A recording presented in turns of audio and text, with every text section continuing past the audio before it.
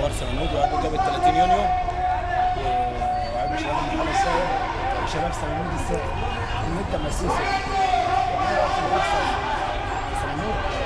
وايه رايك في اللي جاي واللي فات وقررنا على المجلس العسكري النهارده؟ اللي بيحصل في سمنود دلوقتي حاجه ما كناش نحلم بيها، ما كناش نتوقع ان احنا في يوم من الايام هنشوف البلد بتطلع بالطريقه دي، بس نتيجه شغل اتعمل على الارض ونتيجه تحركات ونتيجه ان الناس بدات تحس ان هي فعلا بتضيع. الشعب كله بتاع سمنود فاق وخرج وحب ان هو يعبر عن صوته وحب ان هو يوصل رساله للجمهوريه كلها ان احنا موجودين وان احنا لينا صوت وان احنا ان شاء الله هنفضل واقفين وثابتين في مكاننا لحد ما نسقط النظام باذن الله. ايه رايك في قرار المجلس العسكري النهارده او وزير الدفاع السيسي اللي قال ان هو 48 ساعه وبعد كده هيتدخل؟ انت شايفها من وجهه نظرك كشاب سائل؟ ايه الحكايه دي؟ وزير الدفاع النهارده قدم رساله للشعب المصري كله ان جيشه موجود معاه في حمايته، وان وقت ما هيبقى في حاجه فعلا تحصل في البلد هتضر الناس او هتيجي على مصالحها الجيش عمره ما هيسكت.